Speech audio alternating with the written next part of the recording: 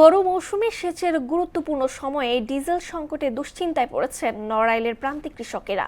স্থানীয় বাজারে চাহিদা মতো ডিজেল না পাওয়ায় সময় মতো জমিতে পানি দিতে পারছেন না অনেকেই। এতে উৎপাদন ব্যয় বাড়ার পাশাপাশি ফসলের ক্ষতির শঙ্কা করছেন কৃষকেরা। হাফিজুল নীলুর প্রতিবেদন, জানাচ্ছেন তাসিন তারিন।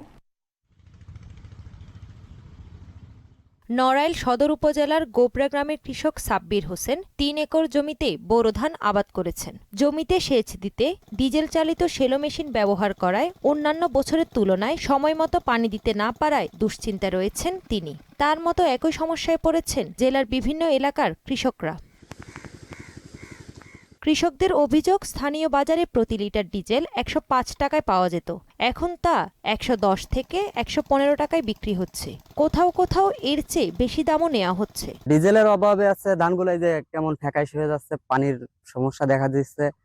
২ দিন বাজারে গেছিলাম, লোকাল দোকান, ওরা তেল দিতে পারে নাই। ডিজেলের দাম যদি বেশি হয় এটা আমাদের খুব দুর্যোগ হচ্ছে, কারণ আগে ১০ টাকা করে কিনতাম, এখন ২০ টাকা করে কিনতে হচ্ছে। দাম ছিল ১০৫ টাকা, এখন দাম ১১০ থেকে ১৫ টাকা। তারপরও তেল পাচ্ছি না, কবে তেল আসলে দেবো। ধান পান যদি না হয় তাহলে আমরা কি খাই বাঁচবো, আর এই কিস্তি কিভাবে শুধাবো বলেন? কেউ বেশি দামে ডিজেল বিক্রি করলে উপজেলা প্রশাসনের সহযোগিতায় মোবাইল কোর্ট পরিচালনা করে জরিমানার কথা জানান এই কর্মকর্তা। লোহাগড়া উপজেলা কৃষি অফিসার সহ উপসহকারীরা প্রত্যেক ডিজেলের দোকান পরিদর্শন করছে। কালকেও আমাদের কালিয়া উপজেলায় পরিদর্শন করছে এবং সেখানে যারা বেশি দামে বিক্রি করতেছে উপজেলা প্রশাসনকে নিয়ে সেখানে মোবাইল কোর্টও পরিচালনা করছে।